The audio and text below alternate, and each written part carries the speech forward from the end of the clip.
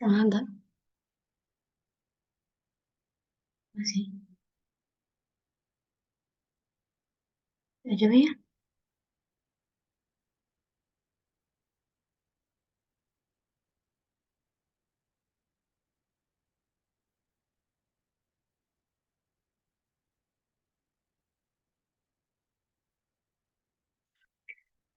Oke.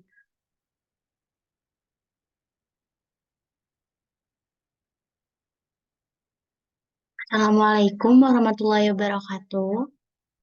Eh, Kami dari kelompok 2 akan mempresentasikan dengan tema mengenai demand forecasting yang beranggota kelompok terdiri dari yang pertama Putri Damayanti Ramadhani dengan NIM akhir 1487, Bagas Prianto Usodo dengan NIM akhir 1492, Nisa Ajhari dengan NIM akhir 91501, Hilmi Aulia Sarifa dengan NIM akhir 1502, Alpira Matunisa dengan NIM akhir 1505, dan Serena Nugraha dengan NIM akhir 1508. Baik, materi pertama akan disampaikan oleh saya. Materi pertama mengenai pengertian demand forecasting. Peramalan permintaan demand forecasting merupakan salah satu usaha perusahaan sebagai dasar pengambilan keputusan strategi kelangsungan usaha. Selain memantau perubahan lingkungan, usaha perusahaan juga perlu mengembangkan pengetahuan khusus tentang pasar mereka. Perusahaan pemasar yang baik menginginkan informasi untuk membantu mereka menginterpretasikan kinerja masa lalu dan merencanakan kegiatan masa depan. Baik, materi selanjutnya akan dibawakan oleh teman saya. Dipersilakan kepada Nisa Ajhari.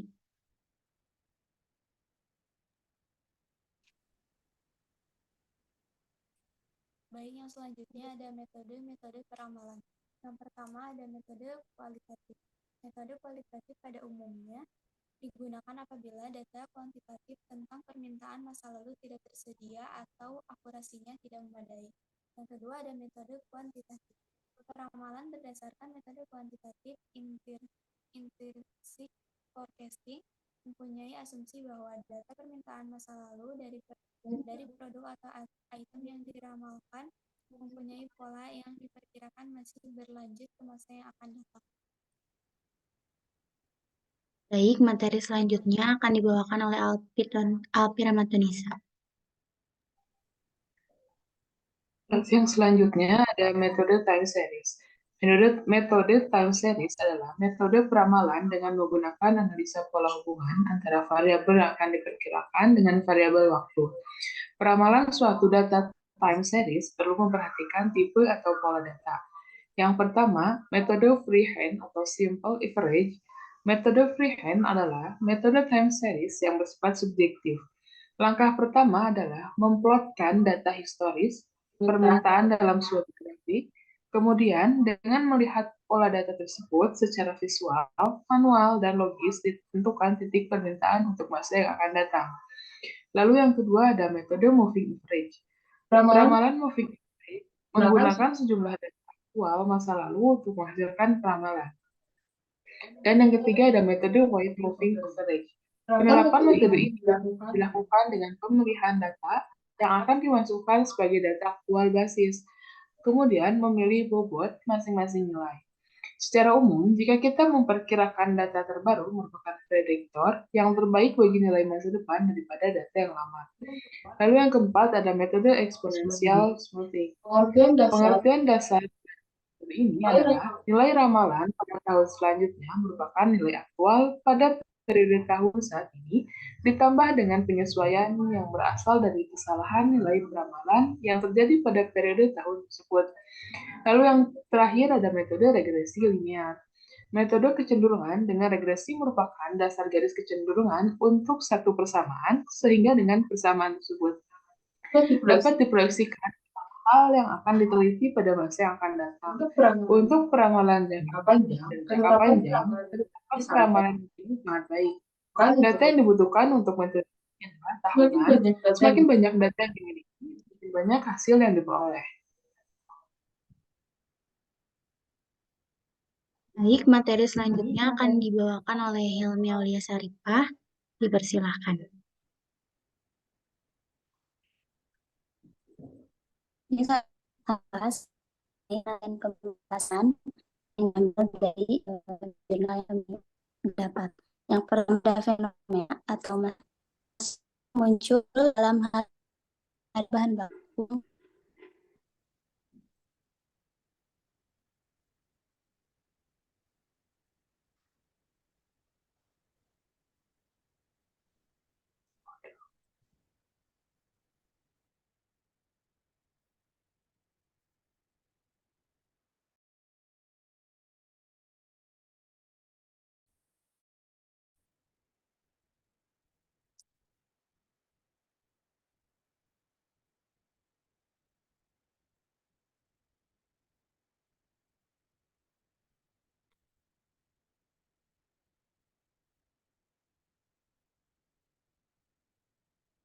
Baik, mungkin Hilmi sedang ada kendala jaringan. Dipersilakan kepada Nisa untuk menjelaskan materinya. Yang selanjutnya ada analisa dan pembahasan. Yang pertama ada fenomena masalah. Permasalahan yang muncul dalam hal ini adalah adanya bahan baku yang kualitasnya menurun dalam periode tertentu, sehingga mempengaruhi kualitas hasil akhir produksi yang dikirim kepada konsumen. Yang kedua ada tujuan. Tujuan penelitian ini adalah untuk menemukan metode peramalan permintaan forecasting demand yang dapat mendukung perencanaan dan pengendalian produksi sehingga dapat memaksimalkan manajerial rantai pasokan produksi cincau hitam UDRSA. Yang ketiga ada metode. Metodenya menggunakan metode yang pertama ada wawancara atau interview, yang kedua ada survei atau observasi, yang ketiga ada dokumentasi, yang keempat ada sampel dan populasi. Baik, materi selanjutnya akan dibawakan oleh Alpi. Dipersilahkan. Lalu yang selanjutnya ini ada perbandingan jurnal. Yang menjadi jurnal utama kami itu berjudul Peramalan Permintaan Produk Cincau Hitam dalam Memaksimalkan SCM atau Supply Chain Management yang diteliti oleh Lina Saktaria. Yang pertama, yang menjadi jurnal perbandingan yaitu penerapan metode linear dalam aplikasi sistem peramalan jumlah bahan baku untuk produksi tahu yang dengan penelitinya Erikson Wilda Susanti pada tahun 2019. Persamaan dengan jurnal utama kami yaitu salah satu masalah yang dihadapi oleh pemilik usaha tahu adalah kesulitan dalam memprediksi jumlah kedelai yang harus disiapkan untuk periode tertentu. Hal ini disebabkan oleh ketidakmampuan pemilik usaha untuk menentukan jumlah tahu yang diproduksi secara efektif. Lalu perbedaan jurnal utama yang kami pilih yaitu penelitian ini menggunakan metode regresi linear analisis.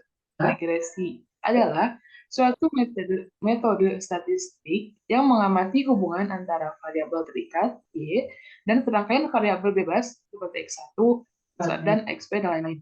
Tujuan dari metode ini adalah untuk memprediksi nilai Y untuk nilai X yang diberikan. Model regresi adalah model regresi yang paling sederhana yang hanya memiliki satu variabel bebas yaitu X dan diolah kembali menggunakan metode System Development Life Cycle. Metode SDLC dalam penelitian ini digunakan untuk mengembangkan sebuah aplikasi peramalan jumlah produksi tahu menggunakan metode regresi linear. Dan kesimpulan yaitu berdasarkan penelitian yang telah dilakukan, maka dapat ditarik beberapa kesimpulan sebagai berikut. Yang pertama, penerapan metode regresi linear pada usaha produksi tahu dapat membantu pemilik usaha dalam memprediksi jumlah bahan baku untuk memproduksi tahu yang harus diproduksi untuk memenuhi permintaan konsumen agar terhindar dari kelebihan maupun kekurangan stok. Yang kedua, dengan dibangunnya aplikasi pencatatan penjualan berbasis komputer, maka dapat mempercepat dan mempermudah pengolahan data menjadi laporan.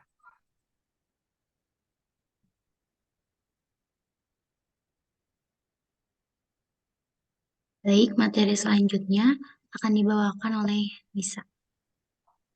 Perbandingan yang kedua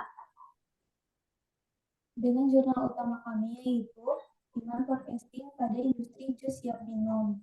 Peneliti Joko Supomo, persamaan dengan jurnal utama kami yaitu tujuan penelitian adalah menentukan metode peramalan terhadap permintaan dengan tingkat error terkecil. Dalam kasus industri minuman jus siap minum, peramalan permintaan bukan hanya sekedar pemenuhan permintaan konsumen semata, tapi lebih ke arah efisiensi perencanaan produksi dan efisiensi pengaturan raw material. Perbedaan dengan jurnal utama kami adalah metode yang digunakan yaitu Hall-Winter additive dan Hall-Winter multi. Dari kedua metode itu akan dianalisa manakah metode yang dianggap paling cocok untuk menghasilkan demand forecasting dengan tingkat kesalahan seminimal mungkin. Kesimpulannya adalah melihat kepada hasil analisis yang didapat, maka dapat diambil kesimpulan untuk kasus yang disajikan dalam penelitian ini. Metode demand forecasting yang dianggap cocok dengan tingkat kesalahan minimal adalah metode Hall-Winter additive dengan metode ukuran kesalahan yang digunakan adalah MAPE. Hall-Winter additive memberikan hasil yang lebih maksimal dibanding Hall-Winter multi, dikarenakan karakter pada data tiap terlalu menunjukkan peningkatan yang tajam.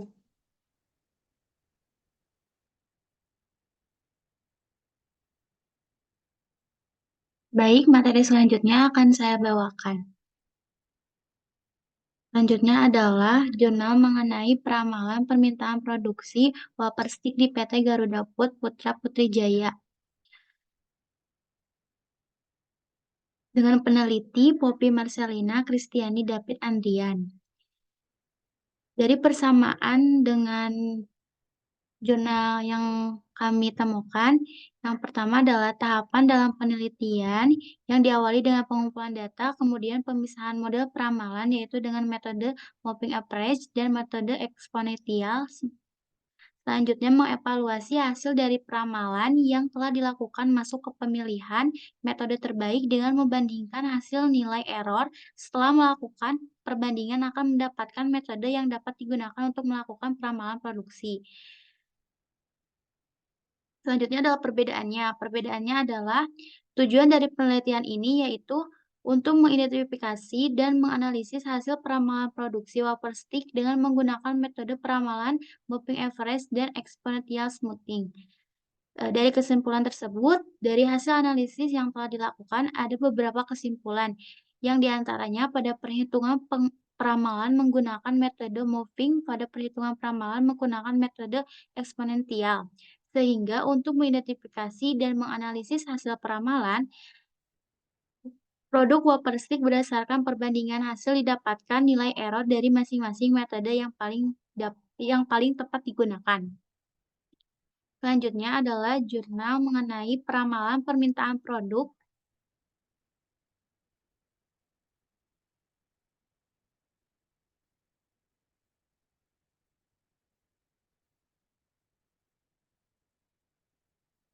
Baik, selanjutnya adalah peramalan permintaan produk sale pisang pada industri Sahabat disusun oleh Cijoha, Desa Margajaya, Kecamatan Sukadana, Kabupaten Ciamis. Penelitinya adalah Nisa Aprilian, Iwan Setiawan, dan Muhammad Nurdin Yusuf. Persamaan dari jurnal ini adalah metode moving average yang termasuk dalam time series model yang merupakan metode peramalan kuantitatif dengan menggunakan waktu sebagian dasar.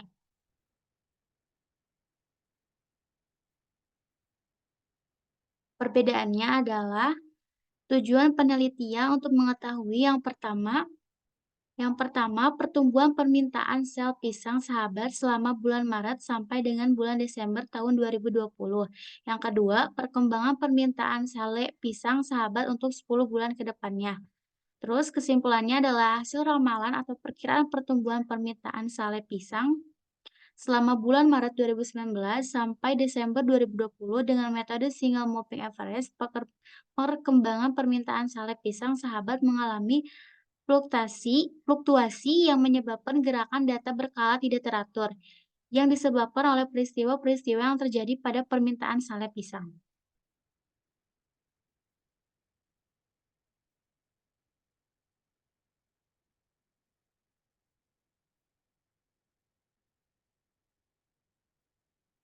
Baik, materi selanjutnya akan dibawakan oleh Sherina Nugraha, dipersilahkan. Baik, saya akan membacakan perbandingan yang kelima, yaitu dengan judul Identifikasi Resiko Pembuatan Kue Gipang sebagai Makanan Tradisional Khas Banten dengan metode House of Rice atau HOR, yang diteliti oleh Nurul Umi STMT, Akbar Gunawan STMT, dan Muhammad Ridwan. Persamaan dengan jurnal kami, yaitu fenomena masalah yang dapat diidentifikasikan adalah tingginya permintaan pasar terhadap kue Gipang sebagai makanan tradisional khas Banten yang menuntut pemilik usaha dan karyawan untuk memperhatikan kualitas dan kuantitas produk. Selain itu, resiko-resiko seperti kurangnya stok produk, kurangnya stok bahan baku, cuaca buruk selama proses produksi, hingga pengiriman dan resiko penyimpanan produk jadi yang dapat menyebabkan kerusakan juga menjadi masalah yang perlu diatasi. Lalu perbedaan dengan jurnal kami, yaitu tujuan dari penelitian yang dilakukan dalam artikel tersebut adalah untuk mengidentifikasi prioritas risk agen dengan melihat nilai agregat risk potensial atau potensi resiko agregat yang termasuk dalam risiko tingkat tinggi. Dengan demikian, penelitian ini bertujuan untuk membantu pemilik usaha dan karyawan dalam memahami dan mengelola risiko-risiko yang terkait dengan pembuatan kue Gipang sebagai makanan tradisional khas Banten. Melalui identifikasi risiko menggunakan metode host of risk atau HOR, diharapkan pemilik usaha dapat mengambil langkah-langkah mitigasi yang tepat untuk mengurangi dampak dari risiko tersebut. Kesimpulan yang kami dapat, berdasarkan identifikasi risiko pekerjaan, diperoleh beberapa kesimpulan, yaitu identifikasi prioritas risk agent dengan melihat nilai ARP atau agregat risk potensial yang termasuk dalam risiko tingkat tinggi sebesar 80% dari total nilai kumulatif ARP seluruh risk agent. Lalu ada perbandingan yang keenam dengan judul Forecasting Technique Using Time Sequence atau model penentuan volume produksi Sanjaydi UKM Rina Payakumbuh yang diteliti oleh Winnie Alna Marina, Susiana, Erisal N, dan Faisal Ali Ahmad. Persamaan yang kami dapat yaitu single moving average, dan time series merupakan suatu cara untuk mengubah pengaruh data masa lalu terhadap nilai tengah sebagai ramalan dengan cara menentukan sejak awal beberapa nilai observasi masa lalu yang akan digunakan untuk menghitung nilai tengah. Pengertian rata-rata bergerak digunakan untuk nilai ramalan di masa mendatang. Hal yang harus diperhatikan ialah jumlah titik dalam setiap rata-rata ialah konstan dan observasi yang digunakan ialah paling akhir. Lalu ada perbedaan dengan jurnal kami, yaitu KM Sanjay Rinai Payakumbuh memiliki selisih atau gap yang signifikan antara penjualan, persediaan, dan produksi Sanjay di UKM Rina. Jumlah Sanjay mengalami kehabisan persediaan atau stock out di bulan Juni, Juli, Agustus tahun 2017. Hal ini dikarenakan jumlah penjualan Sanjay yang meningkat. Jika produksi tanpa menentukan jumlah peramalan persamaan Sanjay di Payakumbuh, maka persediaan Sanjay di UKM Rina akan mengalami kondisi overstock atau stock out. Jika UKM mengalami kehabisan persediaan atau stock out, maka UKM bisa mengalami kerugian dikarenakan tidak terpenuhinya permintaan konsumen. Lalu ada kesimpulannya, itu penelitian ini terbatas pada peramalan dengan metode time series berupa metode linear siklis, kuadratikan, dan eksponensial. Dan data yang diambil terbatas pada data 1 tahun di tahun 2017. Sehingga perlu diadakan penelitian lanjutan khususnya pemodelan persediaan pada UKM Sanjarina di Payakumbuh. Dan perlu ditetapkan pemodelan peramalan untuk menghindari overstock dan out of stock permintaan Sanjay. Baik, materi selanjutnya akan dibawakan oleh Bagas Priyantohusodo. Dipersilakan. Baik, selanjutnya dengan judul jurnal Analisis Peramalan Permintaan dan Pengendalian Persediaan Bahan Baku Pembantu pada Industri Gula atau Studi Kasus PT XYZ Lampung Utara dengan peneliti Dharma Agista Pratama, Sri Hidayati, Erdi Suroso, Dewi Sartika. Persamaannya dengan jurnal kami yaitu peneliti dilakukan dengan cara mengumpulkan data melalui survei, pengamatan, telaah pustaka. Analisis data yang dilakukan pada penelitian ini meliputi peramalan penjualan. Analisis peramalan penjualan menggunakan beberapa metode, yaitu linear regression, moving average, weighted moving average, exponential smoothing, dan exponential smoothing with trend, dan pengukuran relatif menggunakan mean absolute deviation atau mean square error atau MSE, dan mean absolute percentage error atau MAPE. Perbedaannya yaitu perencanaan persediaan bahan baku pembantu diperlukan peramalan permintaan gula. Pada PT XYZ, semua produksi gula terserap oleh permintaan sehingga data permintaan merupakan data yang diperoleh dari penjualan gula. Peramalan penjualan gula diperlukan untuk mengetahui jumlah bahan baku pembantu yang dibutuhkan. Peramalan permintaan merupakan tingkat permintaan produknya yang diharapkan akan terrealisir pada masa yang akan datang melalui pengujian keadaan di masa lalu. Selanjutnya ada kesimpulannya, yaitu metode peramalan yang paling tepat digunakan PT XYZ untuk memprediksi penjualan gula di masa yang akan datang adalah metode linear regression dengan nilai MAD, MSE, dan MAPE terkecil dari metode lainnya, yaitu sebesar 7.195, 65.854,60, dan 10%, dengan hasil peramalan pada tahun 2019 sebesar 44.746 ton gula pasir. Selanjutnya, dengan judul Jurnal Peramalan Stok Barang Dagangan menggunakan metode Single Exponential Smoothing.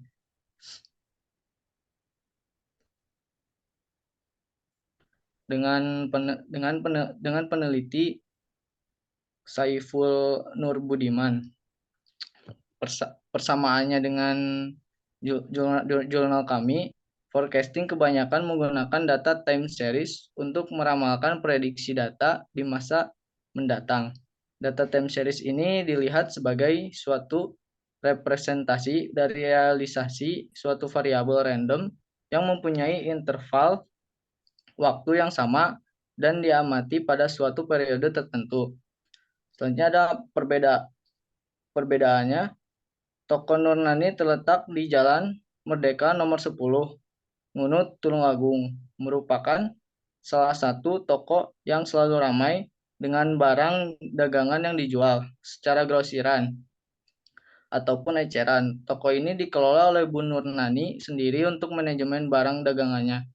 Kesulitan yang dialami oleh beliau ketika banyaknya kebutuhan dari barang yang diminta pelanggan, namun ketika barang tersebut dibeli ternyata malah menimbulkan kerugian.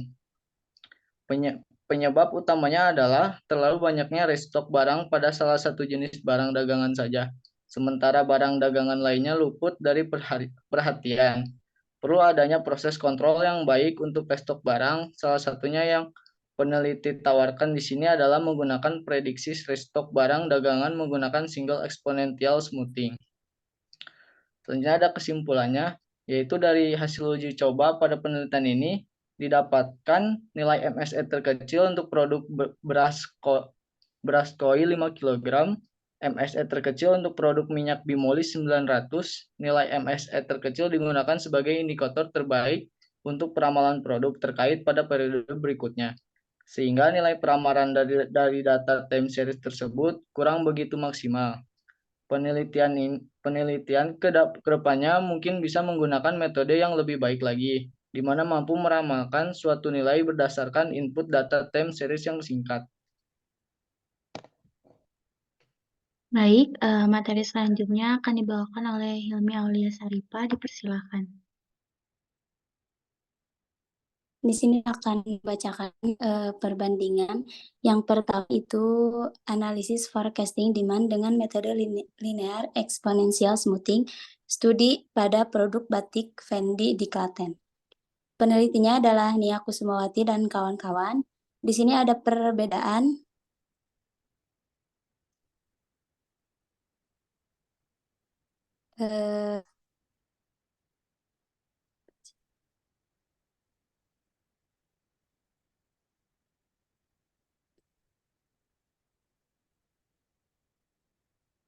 metode penelitian yang digunakan dalam studi analisis forecasting demand dengan metode linear exponential smoothing adalah sebagai berikut. Desain penelitian ini merupakan penelitian deskriptif kuantitatif yang menggunakan data sekunder dari penjualan perusahaan batik Fendi periode bulan November 2018 hingga Oktober 2019. Data digunakan data yang dianalisis adalah data penjualan produk batik dari perusahaan batik termasuk berbagai varian produk selama rentang waktu yang disebutkan di atas. Tujuan dari penelitian analisis forecasting demand dengan metode linear exponential smoothing adalah untuk mengevaluasi tingkat akurasi ramalan permintaan Penelitian ini bertujuan untuk memberikan wawasan yang lebih baik tentang bagaimana metode peramalan dapat perusahaan dalam mengelola persediaan, produksi, dan penjualan produk mereka. Dengan demikian, tujuan utama penelitian ini adalah untuk meningkatkan efisiensi dan efektivitas dalam merencanakan kebutuhan produk berdasarkan permintaan pasar yang fluktuatif. Kesimpulannya, penelitian dengan metode linear exponential smoothing digunakan untuk meramalkan permintaan menunjukkan bahwa tingkat kesalahan peramalan sebesar 17,5% dan dengan menggunakan metode linear exponential smoothing dalam meramalkan penjualan terbukti lebih akurat dengan MAPE sebesar 9,21%. Dengan mengetahui nilai MAPE yang kecil dan terbesar, perusahaan dapat memperbaiki kesalahan dalam meramal permintaan produk. Perlu dipertimbangkan untuk fokus pada varian produk dengan tingkat kesalahan peramalan yang tinggi untuk menekan akurasi peramalan di masa depan. Selanjutnya, penentuan metode peramalan pada produksi part New Granada Bowl ST di PTX yang diteliti oleh Fandi Ahmad. Tujuan dari penelitian ini adalah untuk menentukan metode peramalan yang optimal dalam meramalkan produksi New Granada Bowl ST di PTX, sehingga dapat membantu perusahaan dalam perencanaan produksi yang lebih efektif dan efisien. Masalah yang dihadapi oleh PTX ini adalah kesulitan dalam meramalkan jumlah produksi New Granada Bowl ST akibat fluktuasi permintaan pasar yang tidak stabil. Hal ini menyebabkan perusahaan mengalami kesulitan dalam menentukan strategi produksi optimal untuk menghindari kerugian di masa depan. Oleh karena itu, penelitian ini difokuskan pada membandingkan 3 metode peramalan, yaitu moving average, exponential smoothing, dan linear regression, untuk menentukan metode yang paling sesuai dalam meramalkan jumlah produksi dengan tingkat kesalahan yang minimal. Kesimpulannya, berdasarkan penelitian ini dapat disimpulkan bahwa PTX mengalami kesulitan dalam menentukan jumlah produksi New Granada Bowl ST karena fluktuasi permintaan pasar yang berubah-ubah. Dalam penelitian ini, fokus diberikan pada peramalan produksi untuk menghindari kerugian di periode mendatang. Hasil penelitian menunjukkan bahwa penggunaan metode peramalan linear regression direkomendasikan karena memiliki nilai MAPE terendah, sehingga dapat membantu mengurangi resiko kesalahan dalam peramalan produksi dan menghindari kerugian yang disebabkan oleh kesalahan metode peramalan.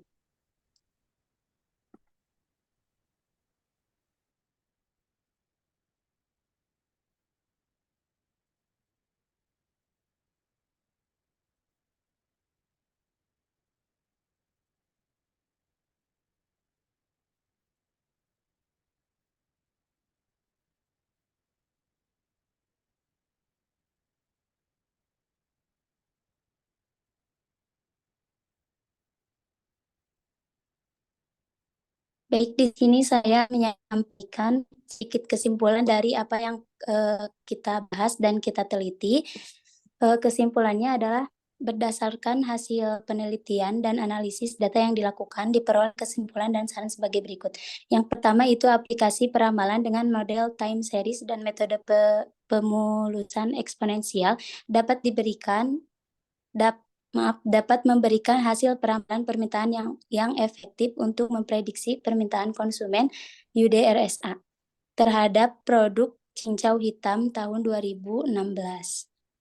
Yang kedua, untuk memaksimalkan manajemen rantai pasokan produk cincau hitam dapat menggunakan model CPFR.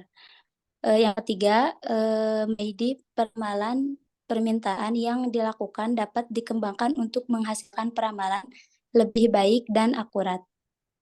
Dan yang terakhir, manajemen rantai pasokan produk cincau hitam bisa didukung dengan model yang lain untuk lebih memaksimalkan keuntungan perusahaan. Sekian kesimpulan dari saya kembalikan ke moderator. Baik, terima kasih Helgi.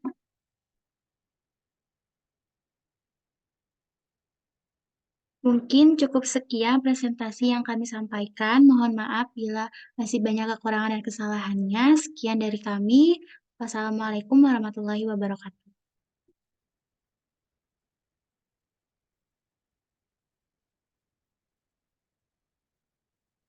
Yeay. Anjay.